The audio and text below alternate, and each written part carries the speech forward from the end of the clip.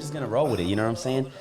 But yeah, bro, like I'm just trying to get to the point where I get so good at this shit that we don't need any introduction. So, right. You know what I'm saying? You just get in just get comfortable, man. Let's get this rolling, man. And we out here, man. We got Cube Esports in the goddamn building. Let me get that shit right. You know what I'm saying? You got one? Yeah, you deserve some applause, sir. man. Thank you, sir. We're back. Yeah, we're back, man. And there's a lot going on since the last time we did a podcast, bro. It's been a year and a half. Has it been a year? A little bit of a year. A little bit, yeah, I would say.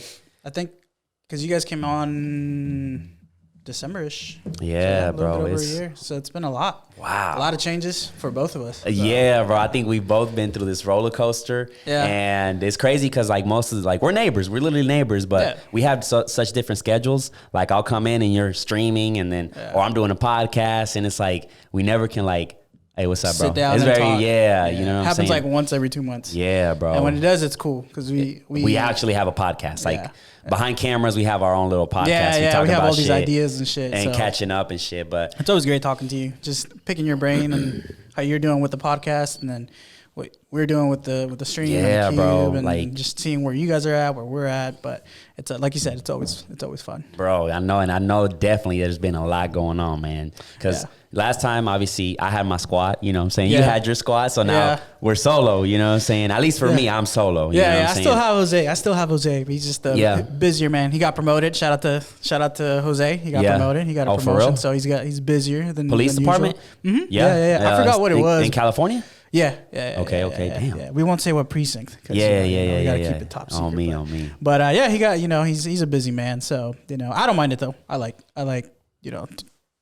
micromanaging everything. So it's not bad. At least he's still, he's still around and stuff. But he still sees the vision. Being a cop, bro, ain't easy, bro. These streets is high. That's why I'm understanding. Like, I'm not gonna lie. Like in the beginning, I was like, man, I need help. I think, but after a while, I was like, bro, you got to put yourself in his shoes and see where he's at. And it's like, he sees some crazy shit. Like he tells me some stuff, and I'm like, hey, if you can't do it, I literally feel like I can do a podcast with him just talking about his day to day. He has a lot of stories. I feel like he does. He has a lot of stories, and it kind of sucks because like when we're streaming, and we've had this conversation when we're streaming. Me and him, we take it serious because we want to put on a show, but like. When we stop streaming and we're just gaming, dude, I feel like we need to film that because it's like a conversation like we're having right now, or like you said, we have our own podcast off the podcast. But he has a lot of different things that he likes to talk about. He's a big food guy, sports man. He's a Chargers fan. They lost, but next time he's in, definitely, bro. We need to bring him in. I just came up with this TikTok idea. Yeah, since he has so much stories. When y'all have this crazy clip, just have him do a voiceover of a story. If he can fit it under 3 minutes of one of his stories while you guys game, I think that's huge. I just thought about that shit. I'm hold on. Write that shit down, bro. Write it down. I just thought about that shit. This guy has to have crazy stories. And I feel like if people start knowing him as like, okay, my actual job, my career is as a cop, but I'm also doing streaming on the side. Here's my stories. Fuck, bro. I think that would boost the Cube Esports organization a little bit more as far as getting noticed and because you guys got to have some highlights. I've seen that shit, you know what I'm saying, where you guys have your crazy moments where you're just I actually didn't think about that, but that's actually really good. See, that's another way. And one of the things that he was talking to me about, because he might hate me for this, but he has an ASMR YouTube channel. He just started it. Well, what is that? Like ASMR is like where people like whisper. Oh, no, please don't tell me he got that. Hey, but listen, hear me out though. Hear me out. Jose, I'm sorry. But I have to promote it because he doesn't have social media, so he doesn't promote it, right? But think about this. He dropped a video, his first YouTube video, and it had, like, he has no following on, like, he has no social media. And it just by him posting it within like 30 minutes, it had like 50 views, right? Because a lot of people look for ASMR stuff, right? That is crazy, Where was I going with this? But yeah, anyways, he has a bunch of ideas that he wants to do like outside of like esports. And so that he was like, he sent it to me and he's like, what do you think? And I was like, bro, like, honestly, screw what I think. Like, if you like it and you want to create that content, you just put it out there. And so he did. And like, so yeah, I'll get the link. Well, we'll put the link right here. Yeah, we'll put the link right here. Go check him out. All that. But yeah, man, like he has so many ideas. Like he wants to have like an actual, either like kind of like a podcast stream where he's going to talk like pretty much about things that happen within the police force. Y'all just need to get loose. That's what it is. Like, yeah, but just be yourselves. I think that's what it really comes down to. And like, if a story pops up or he wants to say it on stream and shit, let it be. That's what I I always tell him, like, it's our stream. Nobody can tell us what we can talk about. And I think, I want to say like 6 months ago, it kind of clicked in my head. Like, if I'm having fun, if he's having fun for guest night, which is the stream that we have once a week, we bring in, non-gamers. We had Trace Ford. Y'all been OSU, going crazy. Y'all been going like player. Athletes and stuff, man. And for that one, it was cool to see that mindset of just be loose, just be yourselves, And I think when we first started with guest night, we were like, oh, what do you do? Da, da, da, da, da, da. And I feel like these people get that question. They get those same questions. So I want to say like 6 months ago, I was like, dude, let's just be ourselves. Like, you're funny, I'm funny. Let's just talk about things that we want to talk about. Like, the key thing, bro, that I've noticed, and this is with anything. Like right now, it doesn't matter what market you're in, whether it's podcasting, content creation, streaming, it's saturated. So like, if you are asking these like boring questions to your guest, and like, it's just not gonna get noticed. It's harder. Like, I feel like there's certain episodes and certain guests that I have that I'm like, this is a banger. But if it doesn't have the right exposure, it doesn't matter how good it is. Yeah. But if it's boring, then it's harder for you to get out there, right? So my thing is like, if I interview somebody, let's say, to give you an example, Drake. Just to give you an example, that's a big scale, right? I want to have a conversation with Drake that hasn't been had. Like, fucking, when you are hungry at 3 a.m., what the fuck do you want to eat? Like, what do you eat? Like, shit like that. I feel like that's the key of it. And then like, when people start, like when they start podcasting and shit and they interview people, it's like, bro, like nobody gives a fuck if they went to this small ass school. Like, they don't care. They want conversations where other people that are listening that are not from there can relate, right? Like the next releases of games, for example, if we're talking about the esports, like, are you guys excited for fucking what games are out there? You know what I'm saying? Like that kind of shit. Like when you guys play a scary game, like how scared would you guys, or shit like that I know people can relate to. That's, I think, what like the formula to like having an entertaining. And funny thing is, like, ever since, like I said, 6 months ago, I started doing that, where if I had somebody coming on the show that was already on somebody else's show, I would go and see what they were being asked. That way I don't ask them the same question. Like whenever Chop came on with you guys, and then I think like a week later he came on with us, I didn't ask him the same question. I asked him one, but then the rest, I was like, oh, he's going to know that I'm piggybacking off of your idea or your questions. And let me ask him things that are, outside of the box. But that's one of the things that I've done. And that's why I try to do weekly. That way I have done my research. That way, I don't ask him dumb things or things that might make him a person uncomfortable. But also to just make sure I'm not asking things that he's being asked or he's being asked, and then just studying your guests too, right? Because there's people that, can you ask them a question, they'll answer, and then they lead to another question. There's some that don't do that. That's challenging for you as an interviewer. Like, you got to be like, all right, I got to keep this flowing. But people like Chop that love to talk, like, bro, he's going to give you, like, you can have any conversation with that man, and he's going to give you, like, the spill. He's going to give you that good shit. You know what I'm saying? And people that don't, then that's your job. Like, how can you keep it flowing? You know what I'm saying? That's why with us, like, we don't have none script right now. I'm like, bro, I'm just going to talk. We just going to talk. We've had this shit before. I was like, so what are we going to talk about? People think about it too much. And you were like, nothing, just come through. I was like, I like that, bro. It's really like, especially like if I already had a conversation with you, I know how you, like, we can have a conversation and that just flows. You know what I'm saying? So like, to me, I don't need to script shit. It's like, what you been up to, bro? What's going on? You know what I'm saying? I think one of the things too with, like, going back to what you said about being oversaturated, I feel like a lot of people don't put like their spice to it, their flow into it, or their energies. Like, I'm a goofy dude. I'm a nerd. I love comic books. Like, when I walked in, I saw Yoda and I was like, oh shit, I need to have that. I'm about to steal that. But like in the beginning, I was like, damn, people are gonna figure out that I'm a nerd or I guess people think like weird or geeky or whatever. But at the end of the day, it doesn't matter, you know. And it happened for like a month where I was like, I wasn't even reposting my own people stuff like for the weird. Cube. Yeah, people like weird. Yeah, they like it, do. bro. You know what I'm saying? But genuine weird, not like trying. Exactly, like, not forcing it. Yeah, people that are like they're not weird, but just they're themselves. They have hobbies, they have things that they like, passions, and they display it. And some people are like, nah, that you're being weird because they're dull. And I figured it out a month into it. I was like, nah, I can't be like this professional person all the time. No, I'm just gonna, you know, if I want to say a cuss word, I'm gonna throw it in there. If I want to talk about, you know, Star Wars, sports, you know, whatever, we can have the conversation. And I think that's the key that a lot of people need to understand when you're getting into this. It's relatability, bro. It's oh shit. Well, you go by Chubby Man? Yeah, I go by Chubby. Bro, he's fucking goofy just like me. Yeah. Shit, that's cool. You know what I'm saying? Like, that's being yourself. You know what I'm saying? Like I said, when I do the Spanish one, obviously it's a totally different conversation, but it's just me kind of like telling my past experiences and just motivating people to keep doing their shit. And they messaged me saying like, bro, I relate to your content a lot because I'm going through it. Just like you're going through it, you're letting us know I'm going through it too. And I was like, damn, that's fucking dope. Yeah. You know what I'm saying? And I feel like, you know, right now this was definitely a conversation that was pending as far as putting it on a podcast. Yeah.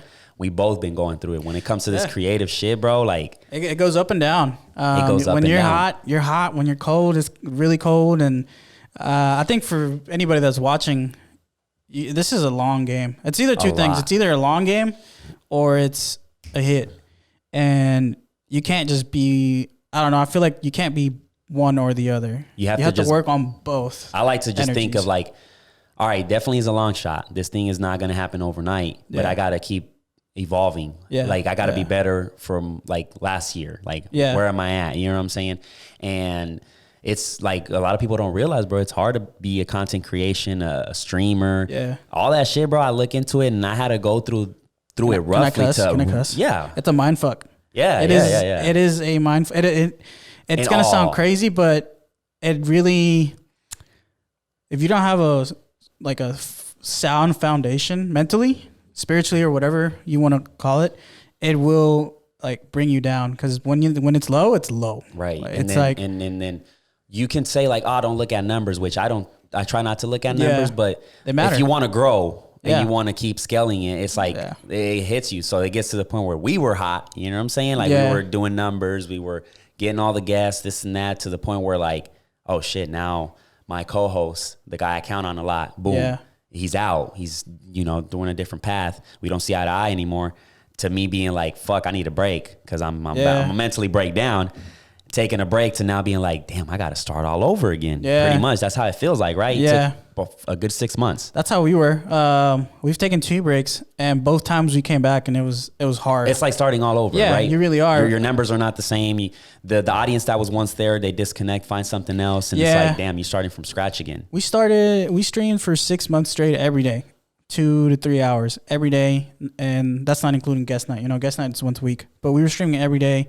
We had really healthy numbers. We were just like, damn, this is great. And then took a break for like a month. Came back, numbers dipped, big time. Both on the stream and with people coming in, renting out the facility. And then again, we started streaming, not as much, and not every day. And not as long, but still quality, you know, putting it in there, starting getting numbers back up again. You know, next thing you know, take another month off, 2 months, come back, boom, starting all over again. Yeah. And right now I think we started streaming again fully about 2 months ago. And the numbers they're going up, but not to where we want them. You know? So how do you feel, bro? Because I feel like we're both on the same page when it comes to this shit, because a lot of people in our position would have quit. Yeah. You know what I'm saying? Because there's a lot of factors. Like you got life, you got bills to pay, you know, we got our regular jobs and shit. And it's like to come back and start from scratch again, a lot of people would be like, nah, fuck this shit, bro. Yeah. We're here. We're still here, bro. Yeah. It's disheartening at first, bro. Like, when we had that conversation when your homie came in to see the office, bro. Yeah. You know, personally, I'm not going to get into it, but personally, I've been going through some crazy shit the last month and a half. Yeah. And I don't know if you could tell, but I was like... You was looking rough. I was not there, you know? And thankfully, new year, things are looking a lot better. Yeah. Mentally, spiritually, family, financials, things are looking a lot better.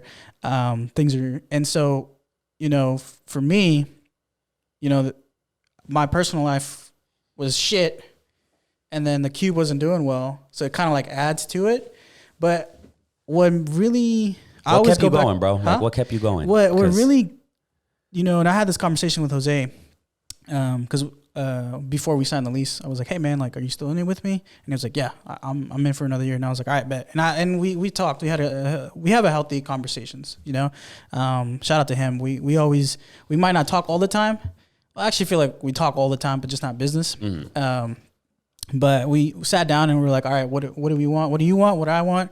Boom, we're same page. Bet. All right, cool. But I think to me, what I told him, I was like, I'm in this for another 5 years. I'm in this for the long run. And the only reason I feel like I'm in that mental state is like I put so much time into this to build a brand. Fuck. And then on top of that, I like to tell this story because it's just, even though we've had really cool guests for guest night, I think the coolest part is just somebody recognizing you in public, and it's not even about the fame. It's just the fact that somebody called me by my gaming name, by my alias. Like, it's so satisfying. Yeah, and it was like, I've said this on like guest nights and YouTube. It's in our YouTubes. But the coolest thing was, I went to Energy FC game, which is a professional soccer team here in Oklahoma City, and it was their last game. I'm walking with my family to the stands, and I just hear Chubby. I was like, what the hell? And, we keep walking. I hear, yo, Chubby. And I look up and I'm like, yo, this man's calling me fat, like he's looking at me. And I was like, oh, he recognized me. I went up there, talked to him, boom, boom, boom, kept walking. And then somebody else recognized me. And I was like, damn, that's dope. And then that same night we went to Edna's. And I'm in the bathroom, just chilling, handling my business. And this dude's just staring at me. And I'm like, what's going on, Yeah. And because anything could go down, in a bar or whatever. And so he's like, wash my hands, and he's still looking at me, and he's like, hey bro, I seen you somewhere. And I was like, no, I don't know who you are, bro. Like, I never seen you. And he's like, oh dude, you're the dude, the gaming dude, you're the QB sports guy. And I was like, yeah, that's what I do. I talked to him for a little bit, and he was like, bro, I love what you're doing. Da, da, da, da. So like, it's those moments to me that I'm like, all right, we're doing something right, and the fact that people are now hitting us up to be on for guest night. People have hit us up for investment, to invest in the company. And so that kind of keeps me going. And the other thing too is my dad. Big, he's the biggest fan, bro. He's our biggest fan. When we were taking our break, he was like, hey man, what's going on? Why have you're not streaming? Da da da. And he follows us on social media. He watches every stream, and he'll know, bro. He'll be like, hey, you haven't posted anything on Facebook, or he's a Facebook person. And so to have him be like, and he's an old head, most old heads don't understand esports or the majority, the money that can be made in esports. Right. And to him, he's like, nah, bro, like keep doing this, because there's people watching already, and because he was there when they recognized me at the game, and he sees that, and he was like, yo, keep doing this. You can't. Right. Because while you take a break, there's somebody hustling. Exactly. Doing the same so thing to I think take your spot. that's what's kept me going, is just seeing that even though it's not money wise coming in by the boatloads, but just the brand. We've created a brand. People recognize us. The FIFA tournament we had at Vanessa House, it was a blast, man. Like, when I was setting up, people that weren't there for the tournament, they were coming up to me and were like, what do you guys do? And they were like, oh shit, like I want to sign up for the next one, or I just want to come out for the next one and support. So it's things like that too. How often are you planning on doing those tournaments? Every 3 months. Oh, okay. So I was going to say we did. That's big for you guys. We did 3 last year. First one, it was here at the Cube. Yeah. Second one, I talked to everybody that was in the first one, and they were like, yeah, you should do them every month. And I did, and only 2 people showed up, and I was like, oh shit. I drank myself to sleep that night. I was the damn. Nobody showed up. So this last time. The one in December, it was big. There was a lot more people. And then, like I said, the people that were there, just to get some drinks because we had it at Vanessa House Beer Company, our sponsors. And to this day, bro, day ones, bro. Shout out to them. Yeah, shout out to Vanessa House. Yeah, they let us have the tournament, and like I said, people that were there were like, I don't play FIFA, but I fuck with what you guys are doing. Da, da, da, da. So it's been a blessing. That's a blessing, and I think it took us a year to build a brand, and it's like, all right, what's next? We got to build on it, And like I said, I gave myself a 5-year, that's what you're aiming for, where it's like, all right, after 5 years, if we're still stuck in the branding phase, I think I'm going to have to move on to another project, which I have 2 other projects in the making right now. But yeah, I mean, for right now, yeah, the cube is like my baby. Like, I can't. It's one of those too, bro. You got to pull yourself out of the hole. You know? Yeah. And you got to pull yourself out of the hole. Just like you, I was in the same boat, bro. I'm like, what the fuck am I gonna do? Like, when I take this 6 months like break, I'm like, I was lost, bro. I was like, I can't stop doing this shit because I put so much time, effort, blood, sweat, and tears that I just can't stop. But you get to that point where you feel like, damn, like, what am I gonna do now? You know what I'm saying? And it's almost addictive. Like you have a routine. I know once a week, I have to edit a video. And now, in my head, when I am thinking of quitting, I'm just thinking in my head, what are you gonna do now? Like, if you don't have the cube, obviously I have my YouTube video, my YouTube channel, too, bro. But I mean, I don't know. It just that's scary. It's scary to just not even scary, but I've made it a part of me. And just to think it's not gonna be there. Yeah. And like, what am I gonna do next after this?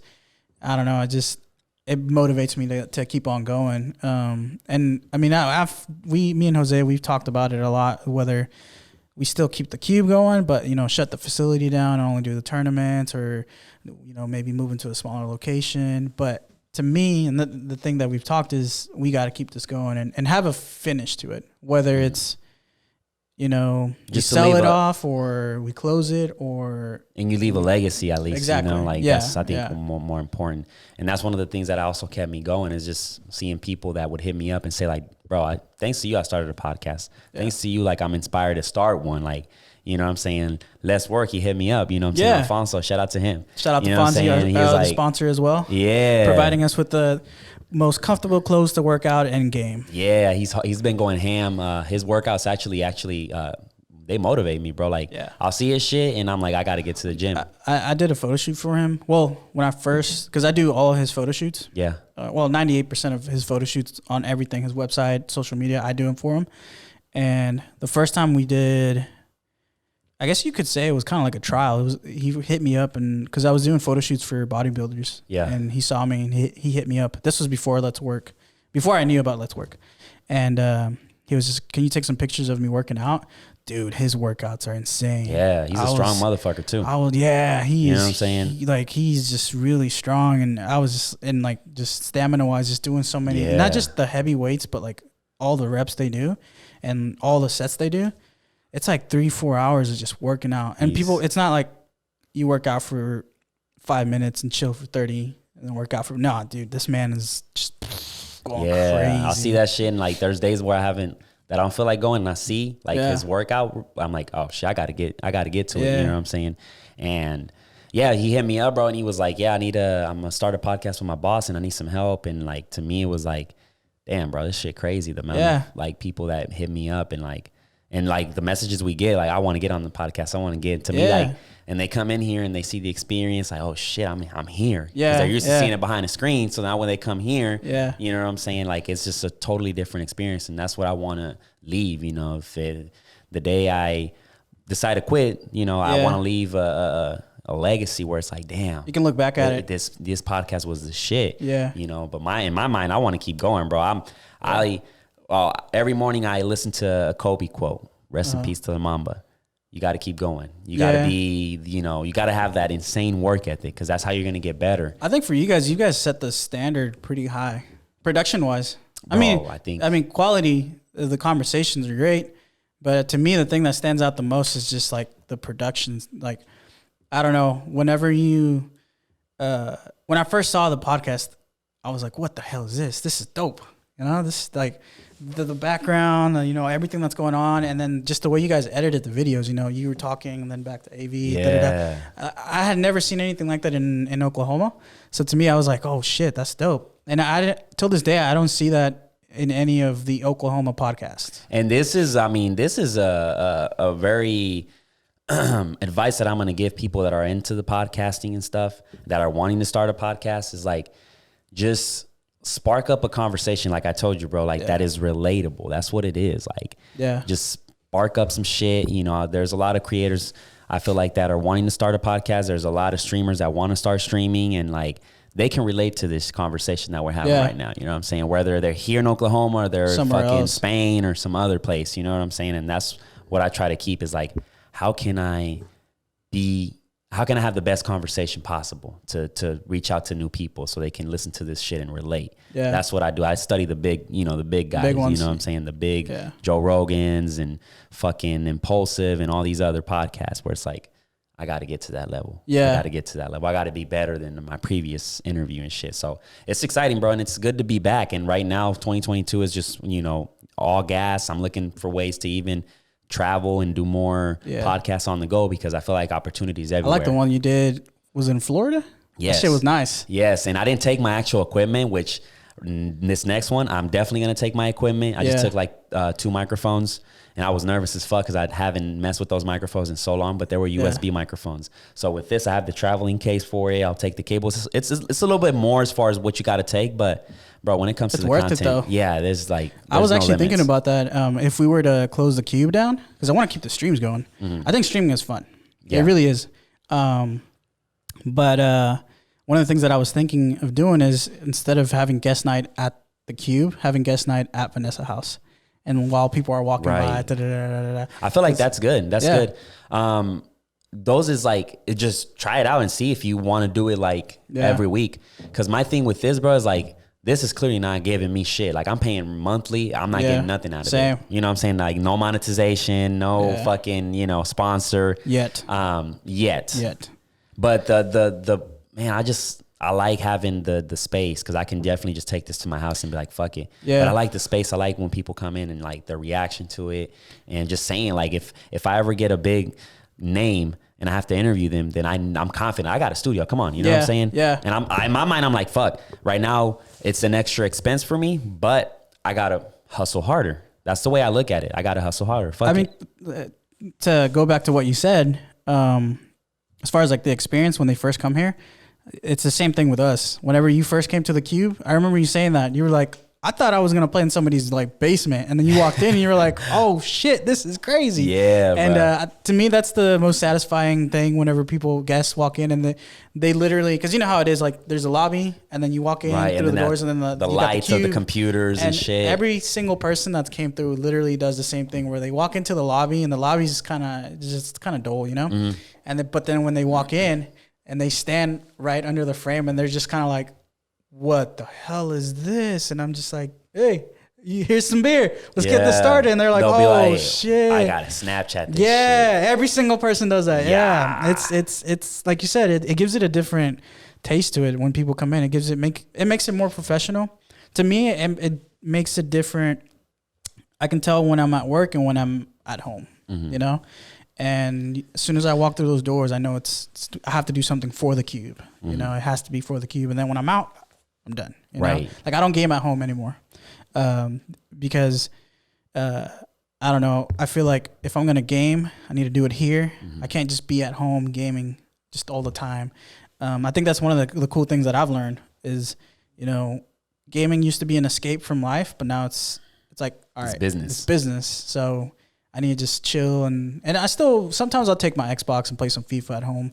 But yeah, man, just having your own spot makes it a lot different. But I feel like that's a different kind of gaming, right? When you say take your FIFA, you're I've taken you're just chilling. You're just like, I think when we had that big snowstorm, I took my PC home to play from home because I couldn't go back and forth. Right. So there are some times where I do take the PC home, but again, I think it's just it helps me take that break because gaming. there's two types of gaming, right? You got when you turn on the camera, you're trying to perform, but right now when you take your Xbox and you turn on and you play FIFA, chilling. you're just chilling. Yeah, you're just shooting the shit with the boys. You're just nothing too crazy. And that's what I'm trying to learn is how to be in that zone of just shooting the shit, of just not having a script and being too hard on myself, like, oh, we lost, shit, like I suck. And then when you turn off the camera, it's like, hey, Jose, you want to play 2 more games? And then we completely crush it. But that's because we're just relaxed, man. You don't have that pressure. Yeah. That's interesting, bro. That's one of those. And that's one of the things that I tell people that get into streaming. I'm like, don't take it serious. Obviously, ball out, but don't take it too serious where you take the fun out of it. Because I want to say after 8 months of streaming straight, or after 8 months of, with the Cube, it got to the point where I hated gaming and I hated streaming. I was like, I don't want to do this shit anymore. Like I just want to not do this anymore. I hate it. And then, I got back into it, took that break, and I was like, no, like we need to keep this going.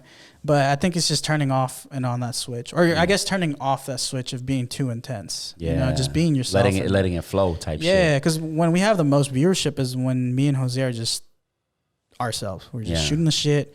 2 dudes talking about everything, life, and we have really great moments. But then when we take it too serious, I feel like that's where it gets I don't know, it just sucks the fun out of it. And then if it's not fun, people are not gonna watch because they're like, what's wrong with this guy? Like, why is he being anal or too serious? So let me ask you this: when it comes to gaming, where do you think the future of games are going? Because I feel like every year now, like people are playing less and less games. They're sticking to like 1 or 2 at the most. Yeah, I think. When back in the day you had like a big variety. I think gaming is it's like social media. There was at one time there was MySpace and Napster and LimeWire and what's the other one? Zynga. It was a Zynga? Something like that. Yeah, I don't know. But I think with gaming it's the same way. People used to play RuneScape all the time. I don't know if they do, but RuneScape was the shit back when I was in middle school, and I don't know if people play it anymore. There's other games that have followed. Medal of Honor used to be the shooter game. It used to be better than Call of Duty, and then they dropped off. They didn't adjust. So I just think it's gonna go from all these different games being put out, and it's the bubble's kind of shrinking, And like I said, it's the same thing with like social media. There used to be all these platforms, and now there's Twitter, Instagram, Facebook, and TikTok. There used to be Vine. It's not there anymore. What was the other one? There was this other one that was a social one that didn't really last long. But obviously it was MySpace, Vine. Yeah. I don't know. So it's like I feel like the big games are gonna stay, and 1 or 2 are gonna fall off. But I think the next phase is the whole metaverse, metaworld. Yeah. I think that's where it's going with like the Oculus and stuff like that, and like the NFTs and cryptocurrency. I think with Facebook making, because there's different worlds that I know of. As far, I'm not too savvy on like the metaverse and like crypto and all that stuff. I know the basics, but I feel like to me, Facebook is going to be the big dog, right? And I feel like gaming wise, Halo, Call of Duty, the big dogs are going to pay them to make worlds for them so people can get on Facebook. So now you're not even going to have to buy an Xbox. You just get on Facebook on your Oculus and you have your game. It's very interesting because one thing I saw too, that consoles are always in a loss. Where they make their money is obviously in the game, the revenue that they generate inside the game. So I'm curious to see how long the console gaming is going to last. And are they going to move to like a subscription, which Xbox already got the Game Pass? Yeah. So that's an interesting scene for like the future of console gaming and shit like that, I think it's just going to be an integration, like I said, of the meta world. People are going to be getting just on an Oculus and playing some COD with some friends with your hands instead of your controller. I think that's where it's headed. There just needs to be like there has to be time for technology to evolve where the graphics look as good as on an Xbox as an Oculus. Because I've played games on an Oculus and they're cool, but the graphics are just shitty, garbage. I feel like it takes a lot because it's like it's so visual, you know, where it's like I feel like we probably have a good maybe 5 years until it gets to like at least Xbox 360 graphics where it looks that good. Yeah. Because that's a lot. I feel like it's a lot to power, but it's interesting where that shit is gonna go as far as the metaverse. And it's an interesting thing. I mean, I want to get an Oculus just to test out that metaverse. I had one and it was cool. You sold it? Or I had no, it was my ex's. Okay. But we had one and it was nice. It was. I like the YouTube on it. Yeah. Yeah, the YouTube, because there's some YouTube videos that are immersive. Oh, and there was like one where it's I forgot which mountain it is. It's like the highest peak in Africa, bro. And it takes you there, and you're just floating like there. And you're watching, and it really is trip. It's a trip.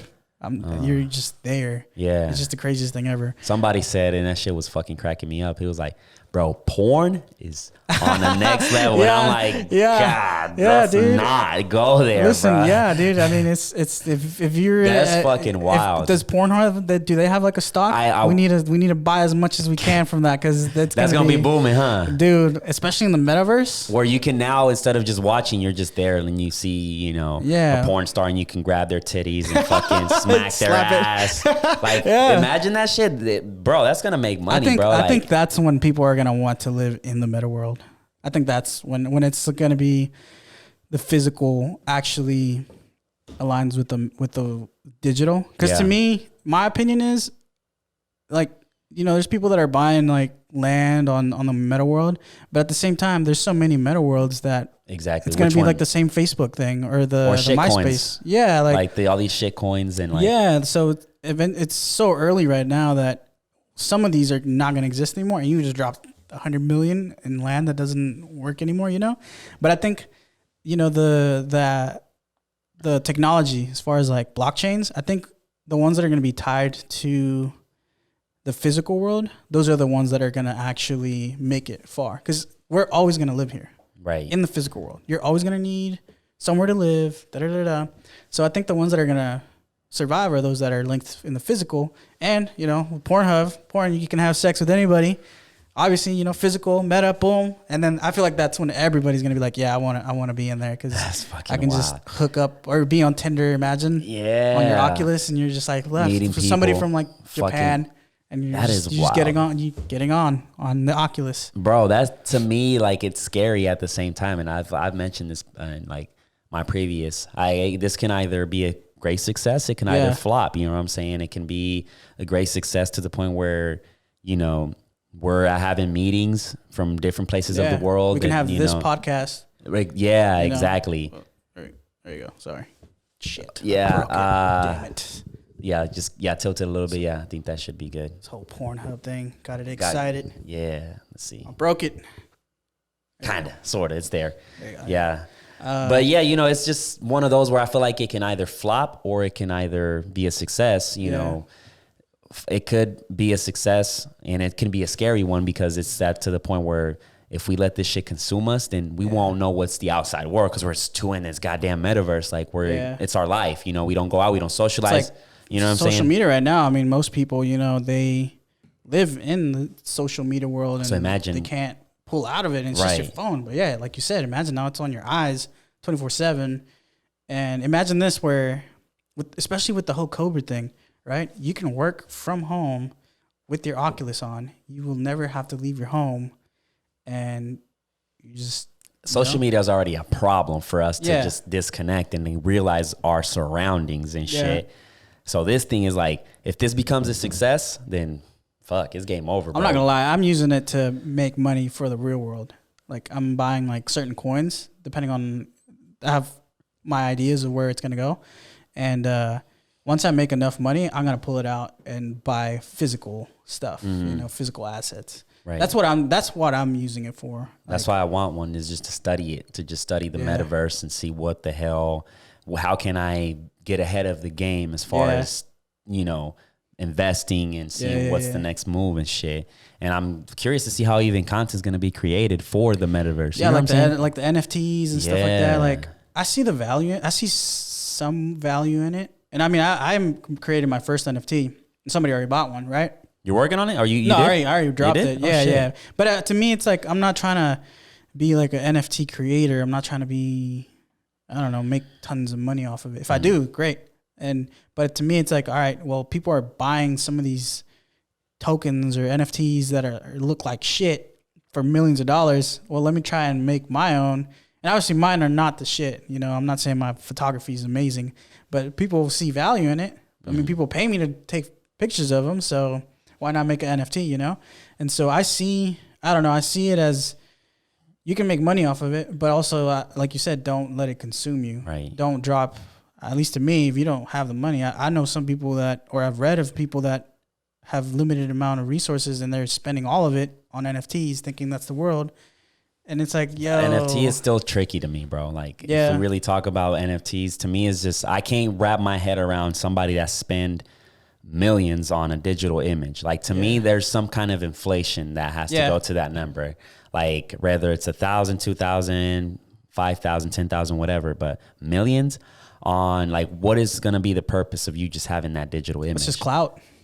That's what it is. Like, you really spent 50 million on an image or $1 million to even say, you know, like, really, like, I just don't think that those numbers are accurate. I just think it's like a kind of like a stock. Yeah, you know? I mean, it is. It's a clout stock, essentially. I mean, you can have an NFT that is literally a shit, like a picture you of bought shit. it, but that's what I'm saying. Like, I feel like you can buy an NFT from me for $50 and I can say, oh, this person bought it for this much, so I can hype that shit up. Yeah. That's what I think is happening. It's like there. if Snoop Dogg is like, yo, I like this, like I said, this picture of shit, I'm buying it, and because he bought it, the price goes up. Yep. It went from 50 to 50 million. And it's wild to me. It's just one of those where it's like, I understand how it works. I just don't entirely. Is it money laundering too? Like, are you using this shit to just money launder? I think there's some people do, but I think it's just the thing. It's a phase right now. To me, it's just wild. Yeah, to me, it's like a social thing that people are like, oh,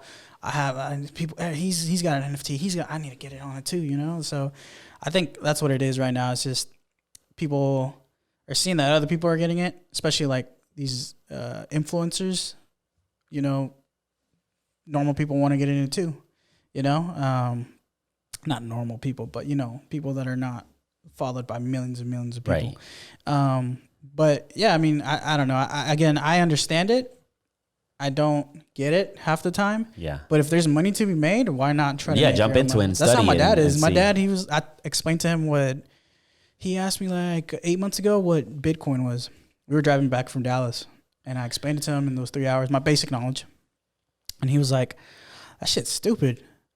And then about 2 months ago, he was like, hey, you remember that talk we had about cryptocurrency? And I was like, yeah. And he was like, here's my money. I need you to find like things to buy. And I just want you to, you know, invest my money into it. And I was like, are you sure? He was like, yeah, like I did my research. There's some money to be made. And I told him, I asked him, I was like, but you know, you said it was stupid. And he's like, no, it is totally stupid.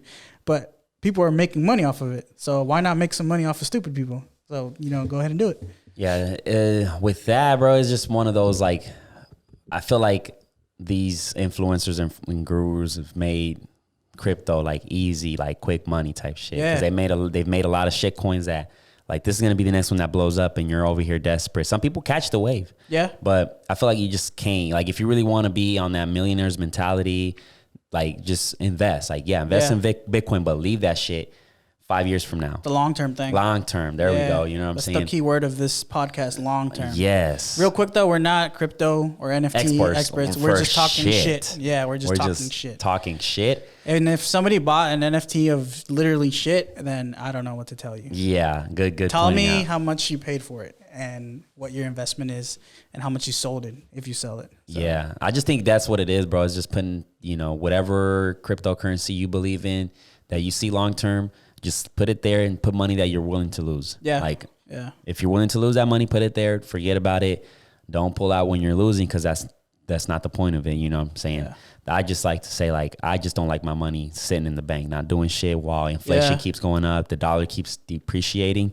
So I put my shit into like the S&P, crypto. I got some in Bitcoin. I got some in Ethereum. Yeah, because you do what's it called? Day trading too, no? Mm-hmm. I remember you were telling me about it. I've taken a break for them because I want to get back to it, but I just can't do it. I can't do it all, bro. You got to be watching it constantly. I can't do it all. Yeah, I got to be in the screen, looking at the chart and seeing like, okay, what's the movement? If it's gonna buy, sell.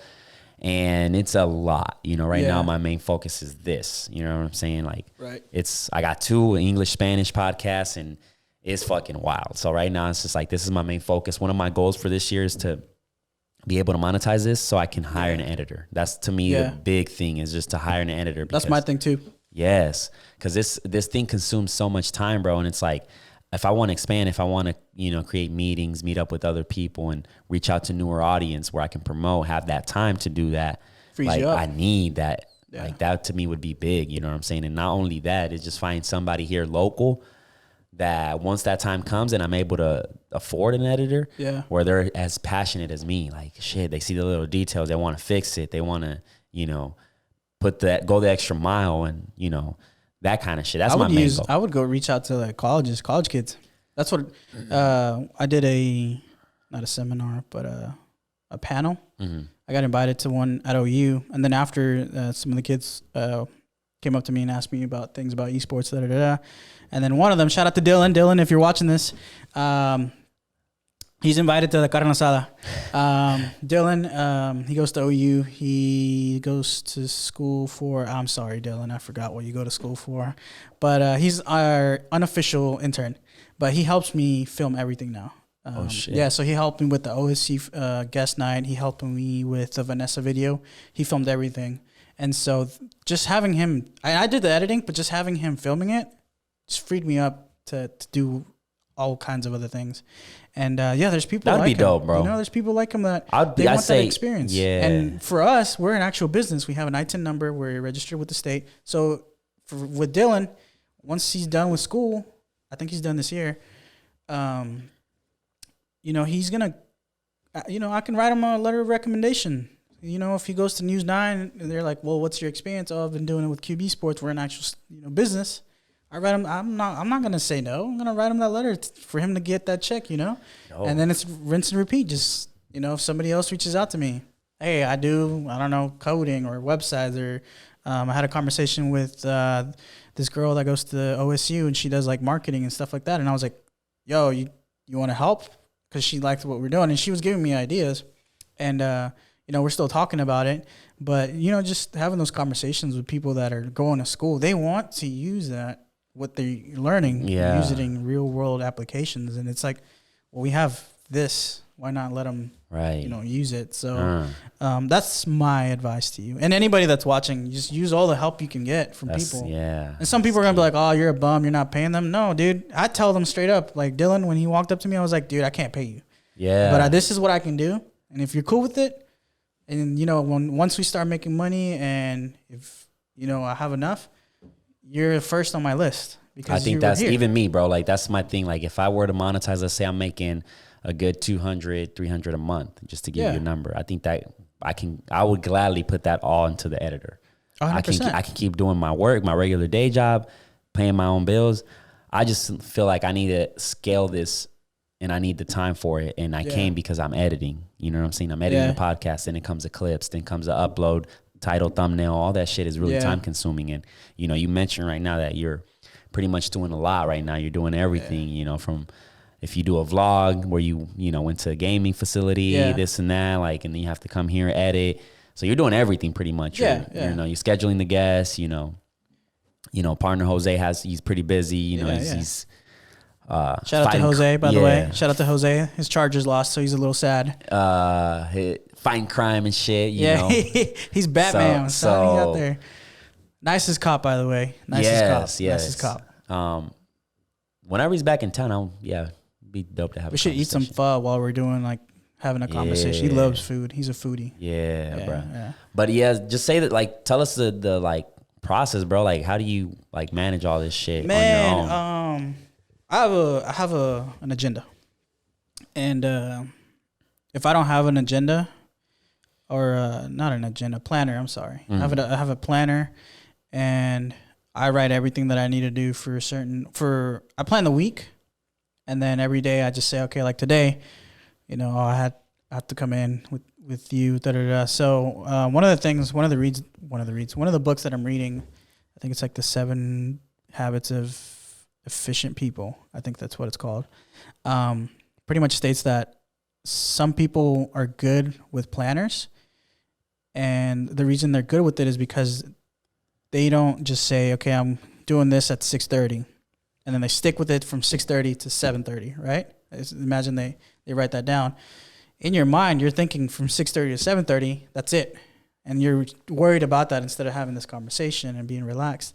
So one of the things that I learned from that book is write what I'm going to do for the day, and obviously kind of know where I'm at as far as like I got to do this in the morning, I got to do this in the afternoon, and then evening. But don't have like a set, schedule. The stream that we had today, I was supposed to do it at 3. Something came up, we didn't do it till 4.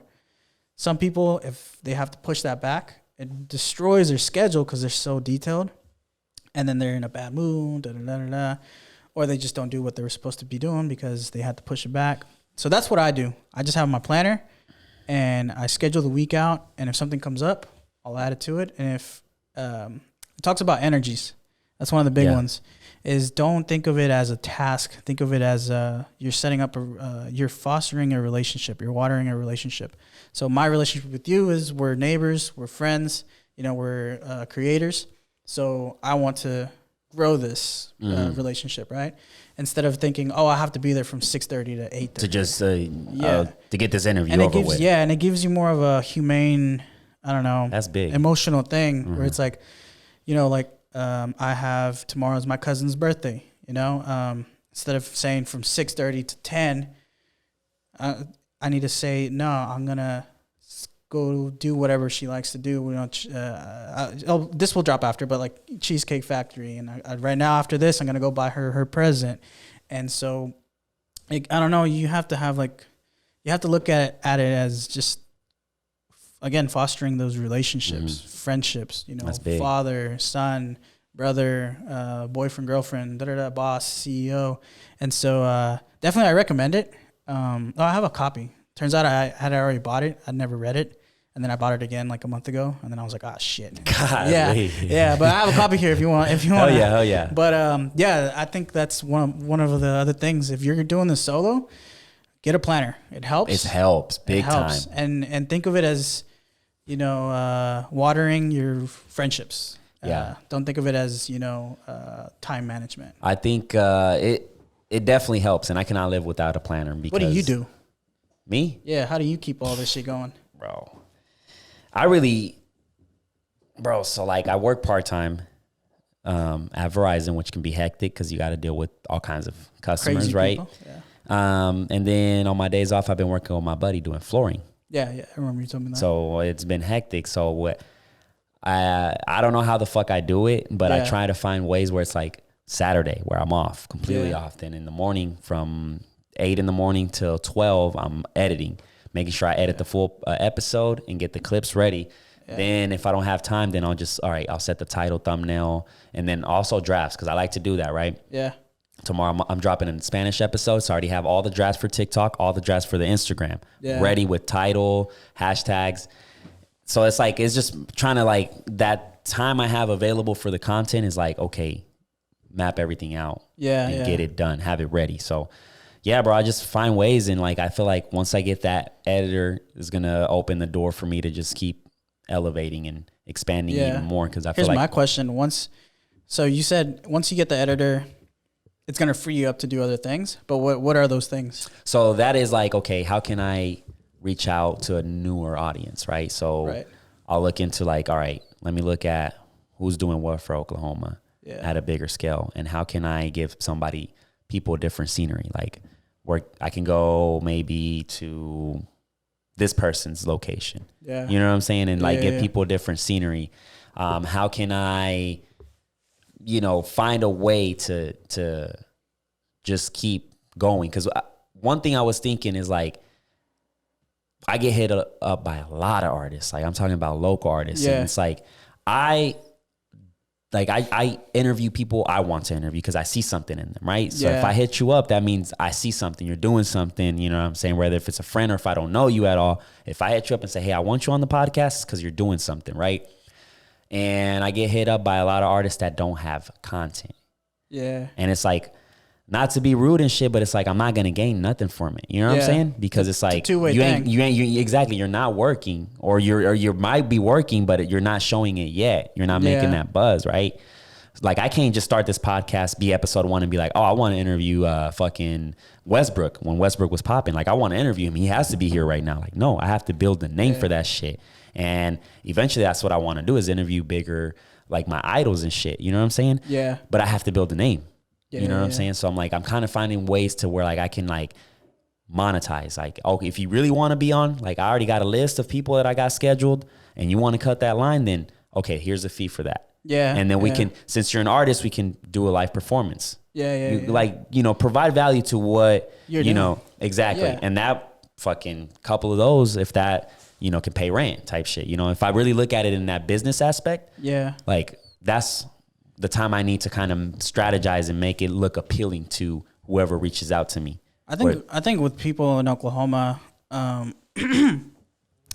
with that is like, they would hear that and then they would be like, oh, no, I'm not paying to be on that. But at the end of the day, man, if he's charging you, let's say theoretically $200 to do that, I mean, he's doing a lot for you for free because he's editing a video. Unless you know how to edit videos and do the content and give it to you and give you a schedule.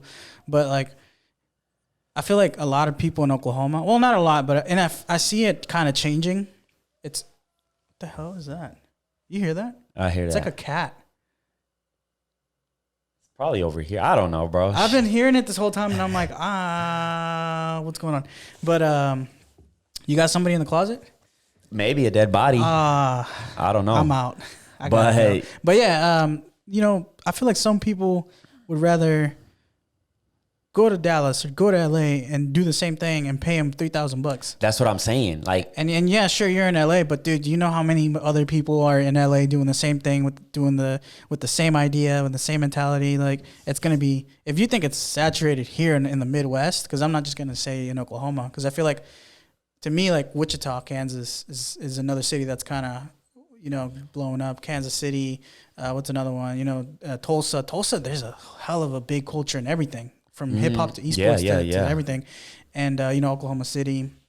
And I feel like a lot of people need to understand that, you know, it's saturated here, but it's not as bad as over there. Right. Over there, you're going against like titans. You know, you gotta be really, and I'm not saying some of you might not be the best of the best, but you might be third best. But if you go to a place like LA, they want the ones that are number one. Right. And it's like, yeah, you can get an interview, but you have to make the noise. You have to, you know, because the way I see it is like, if I really want to be on this podcast as an artist, there's two options. Or I make the noise and have him notice, like, all right, bet. Yeah. I'm gonna have him like, you're gonna reach out to me in 6 months because I'm gonna be working like crazy.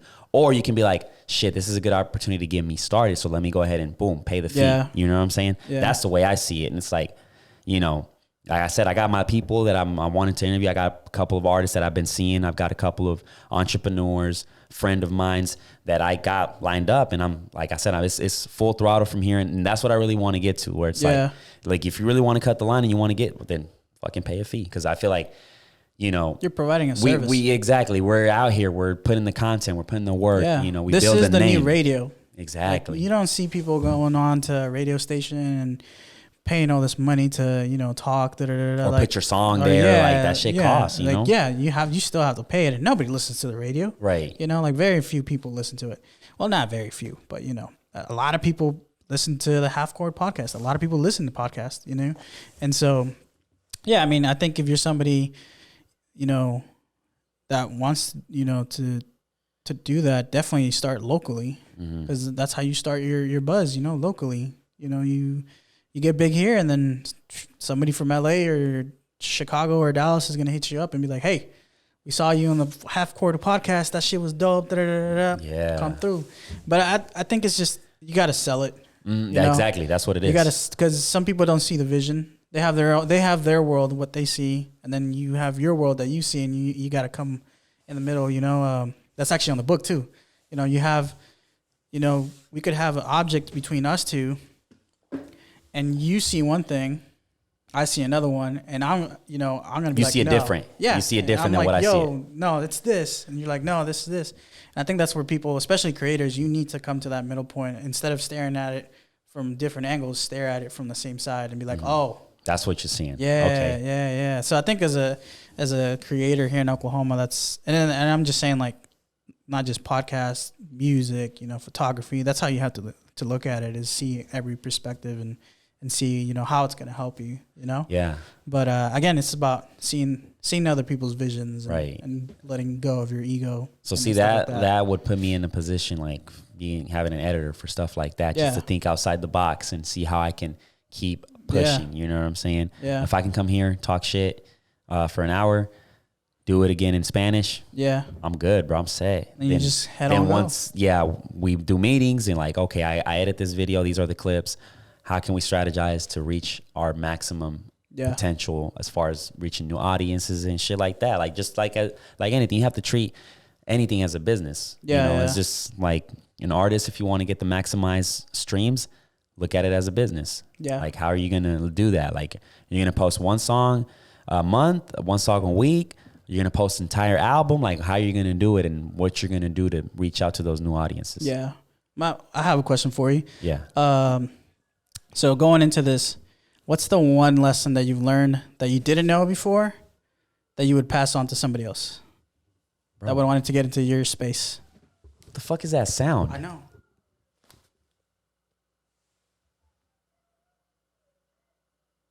I don't know. We got some. I think it's because there's homes back here.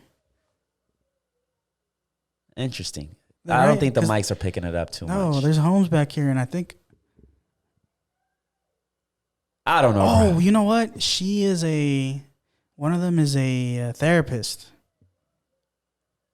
Oh shit! So yeah, somebody's losing their shit over there. Oh shit! Yeah, like a mental health kind of thing. Yeah, like they go and talk to them. Yeah, okay, talk to me. Okay. That makes sense. She's probably going through it. Damn. I hope she gets better. Yeah. I was tripping. Weird ass noises and shit. It's like she's probably. I started getting scared. I was like, maybe he does have a body in there. I thought, is somebody getting killed back there? Yeah, at first I thought it was a cat. And then I was like, "Oh shit! What is that?" Like, because it kept getting louder and louder and louder. So I was like, "I don't know.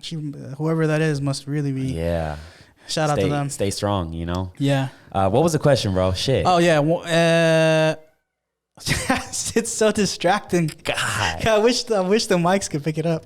Watch now she's probably like, "Oh my god, they can hear me." But yeah. The question was, what going into this? I don't know if you had experience with podcasts or not, but what is the one thing that you would pass on to somebody else that wants to start a podcast, that you came into this and you're like, oh shit, I didn't even think about this, that I had to either deal with this or something? Obviously, you just got to be prepared in all aspects of, like, you got to put in the work, right? Because I started this in 2018. That's when I ordered my microphones, and I didn't know what I was doing. But you have to study the game. And then you have to this is just as serious as your regular job. You know what I'm saying? Yeah. You have to take time to put in the work for this shit. And I just feel like that. And if I had to pass that on to somebody, I also would tell them just to have a conversation with, if you're, with your guest or co-host, where it's relatable. That's what it is. Yeah. Like, that's how, when you see a video, you pass it on to your cousin. Like, oh, remember when, if it's like a video of somebody hitting you with, or your mom hitting you with the chancla, you can relate to that shit. So you share it to your cousin. Remember when Tia used to hit us with the chancla or whatever? Yeah. That's just like, it goes with anything. Music. People can relate to Drake. They call him soft and shit, but a lot of people, a lot of girls, a lot of guys, every album go through it. He has dropped dimes every album. Yeah, like, damn, let me put Marvin's Room. I'm kind of down and shit. Like, you relate to that shit. Movies. Damn, this character that I was attached to died. Damn, I can relate to that person. You know what I'm saying? Yeah. That's what it comes down to. That's it. That's the formula you need. Is just relate. Can people relate to this shit? Yeah, and it's harder. It's easier said than done. Exactly. Because I feel like where we were at was, we were trying to create content for esports fanatics, but our content was more like chill, like something like this, you know? And so I feel like we were kind of in between of, all right, do we make content for esports people, or do we make content for 99% of the other population? Right. And I think at one point I was like, well, we want to make it for we started this for the 99%. So let's make content that people can relate to. But then you say it, but then you're like, oh shit, what do people like? Right. What are people, And biggest thing for me is Twitter, man. Twitter? You get on Twitter, you can see what's trending. You know, you can see, oh, okay. Have you dug deep into like Reddit? I have not, because it's scary. Reddit, I'm still trying to understand it, but I feel like there's a lot of valuable information. Yeah, I think it's, I say scary, not. I feel like I'm a very obsessive person when it comes to things like that. Like I'm the type of person that will get on a Wikipedia page and then 30 minutes later I'm in some deep, rabbit hole. Yeah. So that's why I don't want to get Reddit, because I feel like it goes from like one spot to another one, and then I'm gonna lose like hours of my life. That's what I mean by scary. It could be addictive. Yeah, a double-edged sword. Yeah.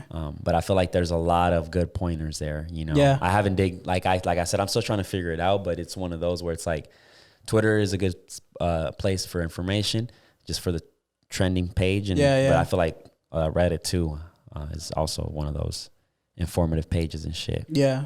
But yeah, bro, good questions, bro. You was they're just coming to my head. I'm trying to spice things up. I'm trying. Yeah. All right, what's your 2022 personal goal? Not for the half court, but your personal goal. Personal goal is obviously I want to create a second source of income. Yeah. You know what I'm saying? I'm big into, like I said, investing. I want to put myself into a position where I have enough to get into also real estate. Yeah. Because I study millionaires a lot, bro, and I've genuinely believe that it's the people you meet, the connections you establish. It's not what you know, it's who you know. Yeah, that's big. So I'm definitely getting to like that Orlando trip. I was able to meet those entrepreneurs that are 6-figure earners on their way to being 7-figure earners. And that experience was humbling as fuck. And just creating those relationships to me was like big, because that's just the start of me creating something big for myself. So financial freedom is one. It's a big one for me, creating that second source of income. And hiring an editor, I think it's part of my life, staying fit, staying in shape. It's a big one too. And focusing on my mental health, just making sure I'm clear and I'm ready. I want to have, for the past fucking 10 years or so, there's years where it's like bumpy. I want to, hopefully I knock on wood that this like is the year that I say, damn, this was a good year, Yeah. Cause I've been saying this shit every time the end of the year. I'm like, this is going to be my year. This year feels special though. But there's a good feeling about it. But I'm like, I've said this before, but I don't know. There's something about this year that I feel like is starting off on a good note. You know what I'm saying? There's a lot of good energies though. Like, I don't know. I've heard a lot of, because people say it all the time, but I feel like before, I don't know. This year, it really feels genuine when people say, yo, there's something coming this year. It feels like. Or not this year, but maybe, this is the beginning of something. Right. And I've been hearing a lot of people say it, but not that I haven't heard it before, but it just sounds more genuine. And I think it's more of not that it sounds genuine, but I'm seeing people's actions. And I'm like, oh shit, yeah, this person is trying to work on that, or this person is doing this, and I'm not talking about social media, because a lot of people make it look, like they're doing shit on social media, but then they're not. And the other way around, they might not have a lot of social media, but they're doing a lot of crazy things, or good things. But I feel like, I've seen a lot of positive, movements, positive energies from different people that I know, where I'm just, and things that are happening in my life too, where I'm just like, oh shit, this feels right. I feel like this 2022 is something's going to happen. Right. I just hope it's not like aliens come down and they're like, let's finish this shit. Yeah. COVID. Boo, boo, boo. Everybody dead. No, but it feels like I'm still waiting for that to happen, bro. I think it's going to happen. And I hope I'm not around when that happens. But yeah, man, I think 2022 just holds a lot of, promise for a lot of people. No, for sure. So if you're watching this is blessings your way. Yeah, don't say it, do it, be about it. Like, just if you want to go back to school, just don't say you're going to go back to school. Go back to school. Yeah, that's pretty much sums up my goals and stuff. Obviously, like, travel's big for me, and I've always mentioned this on the podcast. So traveling minimum 3 times a year, I think that would be a fulfillment for myself. Right. Three times every like 4 months, man. I want to get to that. You know what I'm saying? And it's like, I'm going to get to that. I already got a couple of trips planned and stuff. So that to me is big. And also, hiring a social media manager so I can stay away from social media. I just don't find, I'm just like, I'm there to just keep up with shit. But if somebody can be like, hey, Darwin, I found this shit. Yeah. We should do this or whatever. This is trending, whatever. Okay, cool. I can go with it, but I don't want to be on that shit because it's time consuming for me to just have to go on social media to post clips because I'm like, damn, I got to post this on Instagram, Twitter, Facebook, TikTok, Snapchat. Do you feel addicted to social media sometimes? Man, I wouldn't say addictive. Like there's like a strong pull. There's a strong pull for sure. I wouldn't say like if it was for me right now, like I would delete all of it. I would delete it.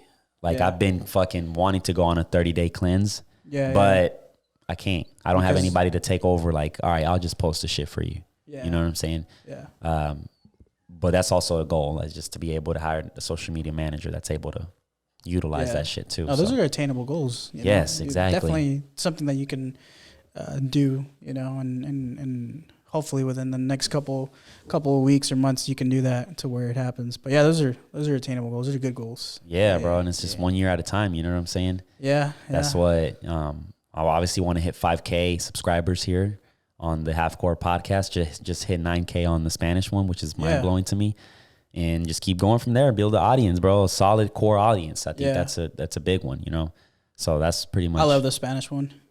It's fucking. Not that I don't like this one, but the Spanish one, I'm like, damn, this shit's fucking funny. Yeah, bro. I can watch this for days, you know. I love both aspects because I feel like I just get different vibes on both.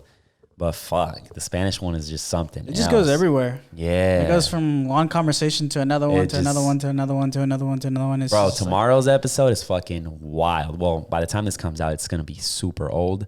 But that episode, a lot of nuggets, bro. Yeah. I had my two buddies. So it was the first time after, 6 months already that I had actual two guests at the same time. Yeah. And we just went crazy. We talk about a ghost, fucking all kinds of shit. And it's crazy, bro, because if you think about it, bro, like looking back, like the world is fucking crazy, bro. Like we got the space. When we got the space, was the pandemic a thing? I don't remember. Yes. It was in the middle of it. October. Wow. We got it October 20. When did it start? 2020? Yeah. And you guys got in December. The next month. Or November. Yeah, November. Yeah. Wow. Of 2020. So we're going in 2 years, bro. Yeah, this is going to be year 2.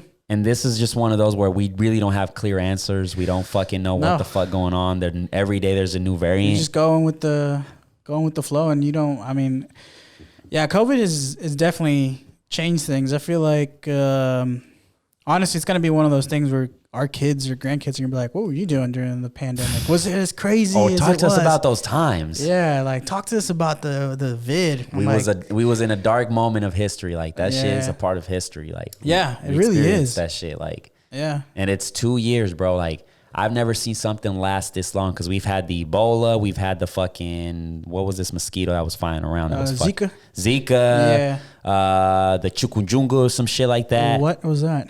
It was some kind of fucking, I guess, that came out from a pig or some shit. I remember they were making. You're talking about like the swine flu? I don't know. Some shit that came out of a pig. Supposedly that was like deadly or some shit. I think there was one like. And they were making memes of like piglet and shit. It was some random shit. But the point is it didn't last long. But here we have this shit. I think that's why when this first came out, the scientists were like, yo, we need to take like precautions because we don't know what the hell this is. And like 2 years later, it's like, oh, damn. Everybody's lining up at CVS to get tested or get a, and it's like, we told you motherfuckers what was going to happen and nobody listened. But it definitely is dark. It's I mean, there's some positive things about it. There's some good things, bad things about it. Definitely a lot of bad things with a lot of people, passing away. It definitely sucks, But yeah, I think like you said, we are living in history, and it's going to be interesting what happens, whether I'm more scared of it turning even more vicious. That's what I'm scared of, to where it's like, because even right now, people that are vaccinated are getting sick. Yeah, right? Think about it, bro. Like it keeps mutating, and I'm pretty sure at one point it's going to be like, we don't have the answers. We don't know how to stop it. We're just gonna let you guys just walk around and I think that's like it's gotten. We're gonna look like that guy right there with the bubble on his head. Maybe, but I think it's just gotten to the point where it's like we're fucking sick and tired of it. Especially, I don't watch news, but I just saw a shit that showed up that the news reporter was like, "It's been 2 years from this shit. Every single day I have to report this shit. I am tired. I think we should move on. We already know." What it is just like a flu, so we need to know what to do, hand sanitizer, you know, keep your distance, this and that. But we need to move on. I think it's the new world that we live in. It's part of our life, right? Yeah. I want to say last week I got the Omicron. Yeah. Tested positive. Yeah. The Omicron, they made it seem like it's this fucking terrible shit, which it's terrible the first day. Yeah. But after that, it's good. It doesn't last as long as like OG COVID. You know what I'm saying? Yeah. OG COVID. There's like what, you know what I'm saying? I put it right here. Yeah. To OG COVID. You know, the OG COVID lasted about 5-6 days. Yeah. I got this thing literally. I was feeling like shit, tired. Then I got the headache. Then I got the shivers. Then I got the body ache, nausea, and fever. Yeah. I was feeling like shit. I felt like I was going to die. Like I'm literally laying in my bed with like it was like the worst lower back pain you can ever experience. I was moving, trying to fall asleep and see like if I can just sleep this shit out. Worst pain ever. Worst fucking night of my life. But next day, fine. Yeah. good. I had a conversation with a friend of mine like 2 days ago, and he was the thing with him, he had asthma, or he has asthma. So it made it worse for him to breathe. But he told me the same thing. Like first couple of days, he felt like he was going to die. And then I forgot what it is, like on the 11th day or something like that. Yeah. He started feeling better. And then on the 12th day, he woke up and he was just like, bro, my shit just lasted 1 day. Yeah. One fucking day. And I'm like, wow. And bro, I'm just to the point where it's like, I'm gonna still live my life, bro, regardless of, I was saying, if that's my time, fuck it, let it be. But I'm not letting this shit be my, like, oh, I'm in fear, I'm not gonna do shit. You know, obviously I'm gonna take my precautions and not be into like big gatherings and shit. But bro, if it's gotten to the point where like, I think there's another fucking variant on top of the Omicron, on top of Delta. Yeah. So by the time we catch it, it's already just let me get it so my body can get used to it so I can keep fucking fighting the shit. I feel like I got it before it got announced, like, because we went to a wedding to Vegas, came back. This was 2019? No, 2020? OG COVID you're talking about. Yeah, it was 2020. It was in February 2020. We came back from Vegas, and I remember they were talking about it like in December of 2019 that it was in Japan or China or whatever. Yeah. And nobody here was care, or not nobody in the world cared. And then a week after Vegas, I've never been that sick. And I went to the doctor and they were like, no, you don't have the flu. You don't have, da-da-da. They gave me medicine, but I was hallucinating. Like I was and I was sick for a whole 6 days. I didn't go to work. And I had a really bad fever, cold sweats. I just felt like I was dying, like heat wise. Yeah. And I felt like just pressure. And I could still breathe and I was coughing. And but yeah, I started hallucinating. I could hear somebody screaming in the living room, and I would go out there, and nobody was there. And I kept, ask the girl that I was with. I was like, "Hey, do you hear somebody screaming?" And she was like, "No, there's nobody screaming." I could hear people screaming, like "Ah!" And I was like, "Fuck, this is crazy! Like I've never been sick like this before." And then after that, I felt fine, right? And then immediately, like a month later, that's when they shut down the Thunder game. Oh yeah, I remember that shit. That was that was like a month before that. Yeah. And thinking back, I'm like, damn, maybe I got it before. Yeah, because it was like Because I remember in Vegas, like they shut down Vegas like 3 weeks later because COVID was there. And in my head, I'm like, I must have gotten it. And it's new. You don't know what the fuck going on. Yeah. So they were like, no, you don't have the flu. You don't have this. You don't have this. The doctor was just like, you just got to go home. And so yeah, I think I got the OG because I've never in my life have gotten sick like that ever. And it was a shitty time, like really shitty time. That was, yeah. But I mean, with COVID, you just, like you said, I mean, if it's up to you how you want to, approach the situation. Definitely don't go out there licking buckets of ice cream at Walmart. But, if you feel confident, if you whatever it is, definitely, to each his own. I mean, I still go to the gym. Me too. I was like, I need to go to the gym. Yeah. I'm getting fat, like I need to go to the gym, and I like to run outside, but I mean, who's going to run in this weather? Right. So I started going to the gym, obviously wipe down everything, clean my hands, take a shower as soon as I get home. But at the end of the day, I mean, like you said, if you're going to, especially now, if you're vaccinated and you still get it, try to reinforce your immune system as much as you can, that's what it really comes down to. Like you said, just be smart about it. And like, I don't know. You believe in aliens? That's been lingering in my mind. I believe we're not the only ones out there, for sure. Yeah. I also believe that we're probably from a different planet too. What? Because if you think, do tell, hold on, wait. I mean, if you really like, if you want to dig deep, you talking about like, are you talking about like Prometheus? Have you seen that? I haven't. You haven't seen Prometheus? It's like the prequels to Aliens. Well, if you think about it, right? Each animal. Hold up. Well, I feel like so going back to give me your theory. Going back to the question, if we get to like in the conspiracy side of things, if we think about it, right? Us humans, every animal is designed to live in their environment, right? You got the shark, he's designed to have fins, can swim fast as fuck, got the teeth that can shred any fucking prey, right? They're designed to be in their environment. You got a fucking lion, designed with their fucking teeth to tear their flesh apart. They can survive their environment. Monkeys have the strength to climb trees and do all this crazy shit. Fucking, what are those lizards that fucking change color? Chameleon? Yeah, they're designed. That's their mechanism of defense, right? Just to, Yeah. Us humans, we ain't got shit. If we're put in each and every one of those environments, we die. If they throw us in the water right now, in the ocean, in the middle of the ocean, we can only fucking swim for like 10 minutes. Yeah, we're done. Slow as fuck. Then we're prey, right? Yeah. Put us in the jungle. We encounter a fucking monkey, not a gorilla, a monkey. The monkey's fucking us up, bro. You know monkeys what I'm saying? are strong. I think most people don't understand that monkeys are not like these cute. I mean, we ain't got cute, shit. But monkeys will tear you in half. And that's not even talk about being like face to face with the lion, being face to face with the fucking leopard, bull, a jaguar. So it kind of gets you like, where the fuck, like where do we fit in this kind of like where we? Yeah. I think our biggest asset is our mind because we've been able to create all this fucking our intelligence because it's like we've been able to create this, but sometimes you ask like, where the fuck, like. If an apocalypse comes down and we have to survive, like we ain't gonna survive for shit because we're too into these commodities and shit. So it's just one of those curious questions of like, where the fuck are we from? Yeah, I think the closest thing that I have to add to that, or the one thing that I would have to add to that is like there's I'm about to talk about this. Pyramids, like there's certain time frames and different pyramids from different times in different parts of the globe that would never interact with each other as far as civilizations that have the same, gods and the same,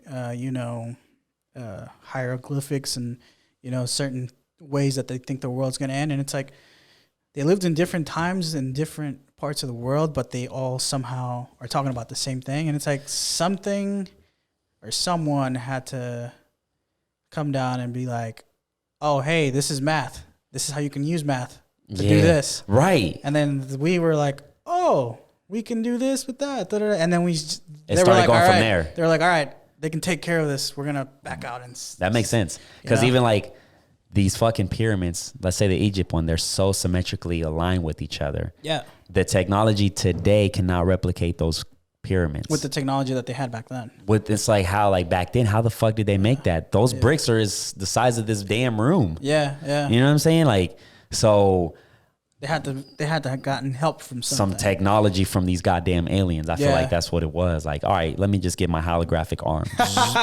Put these bricks here, help you guys put this shit together, and this is gonna generate some kind of energy for the earth to keep rotating. I don't know. Who knows, bro? Yeah. It's one of those where to me it's fascinating, and I always dive deep into it, and it's just a lot of questions, no answers type shit. I think one of the ones that do I have something? Oh, one of the theories that I have is like, I feel like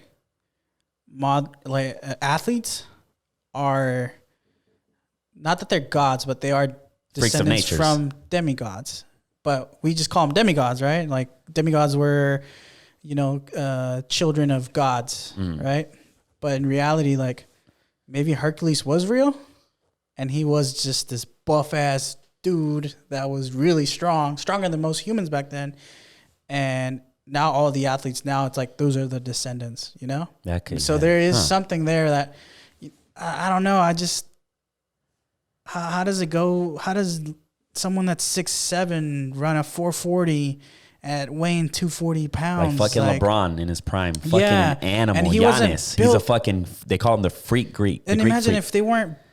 Basketball wasn't around. Like, why is humanity, our physical self, why is humanity turning into that? Like, what is it preparing us to do? Like, you know, and because think about it, if there was no basketball, like, why is nature turning us into these huge, you know, freaks of nature physically?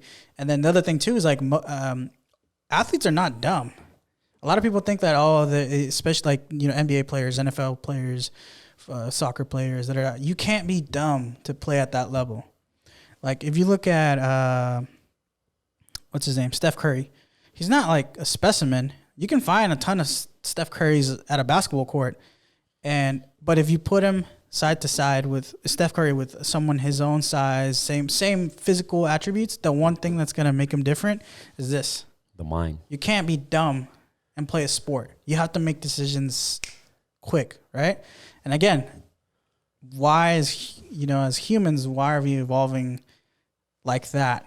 Because there's more and more Steph Currys out there now. You know, like back in the day, it was Jordan. There was only a few players that could play like him. Now, literally every team has a superstar or 4.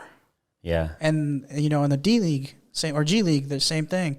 So it's like, and it's you know, it's like it's not like a human just woke up or you know, nature was like, oh, basketball. Sure, let me make some basketball players. No, like there has to be a reason why we're evolving physically and mentally, you know, at that rate. It's just we haven't hit it. And maybe you're right. Maybe somebody came through and was like, all right, these guys are athletes. We'll see how it goes. They're going to come back and be like, all right, you guys are warriors now, and we're going to take you to Saturn gladiators to or some fight shit, some crazy shit. I don't know. But that's my theory. I think demigods were real, like Hercules and all those. It's just they weren't really like descended from gods. It's just, I don't know if that makes any sense. Bro, no, I definitely get it. Interesting ass conversation, bro. You fucking are good at this shit. I'm gonna tell you that. Yeah, I mean, you caught me on the spot with some questions. Honestly, bro, I was like, I don't want to talk about esports. No, and that's what I was like. I want to talk about fucking aliens, right? Not fucking aliens, but like aliens, unless that's what you're into. But yeah, dude, like Roswell. You ever thought about that? Like Area 51. It's interesting, bro. I actually said a story in Spanish, and I think we should shut it after this. Yeah. You can give your final take because we've been at this for 1 hour and 30. Oh, yeah. I want to talk about Narcos Mexico for the next one. Yes. So I said this story on my Spanish podcast, and it was very interesting. It was about Project A Big L. You know that one? No. Project A Big L. So this one is interesting. So this was the scientist that worked at Area 51, and he had a daughter. And he was doing this kind of experiment for to build this animal for like the war, for the World War II, right? And the daughter was like, okay, I'm down to be your guinea pig. Yeah. You know, I believe in your project. I believe this can be a success. So try use me as a guinea pig. So he ends up, you know, tying her up, putting her on a bed, injecting her with this experiment. It was a bunch of like test shit. And the daughter ends up turning into this monster. She starts losing her hair, starts losing her teeth. Her skin turns dark brown, and her skin just dried up. He's like, oh, what the fuck did I just do, right? Yeah. So he's like, damn, in shock. The daughter lost sense of like how to talk and shit. She was just a complete monster, right? So the scientist couldn't help it. Yeah. He was like, fuck it, I'm going to commit suicide. This shit is wild. So he commits suicide. They put the monster in the inside of a cage, a big cage, to just test it and see like what's the behavior. The monster lost sight of everything, and it would make these crazy sounds, right? Like, I want to be free. I want to see my dad. Like, you can hear that shit. So it got to the point where like they had guards at all time guarding that cage, that cell, and that motherfucker broke that cell and ate the fucking guards. Yeah. And they had a car reinforcement. They went, fucking the guns, all these army people, put it back in the cage. They didn't want to kill it completely. Yeah. But they say that she is there, and she's still there until this day, and you can still hear like her roars and cries and shit. Yeah. Scary shit, bro. Yeah, I'm never driving through New Mexico ever again. So thank you, Area 51, for that note. I think that's interesting. Now, it's... If it's true or not, I don't know, but I think it's interesting, and I wouldn't be surprised if it actually is true. Yeah. Because who the fuck knows what goes down in there, you know? And to end it, the only reason I want to talk about Narcos Mexico is just the conspiracy, which I think we can talk about that as far as like our governments are fucking crazy.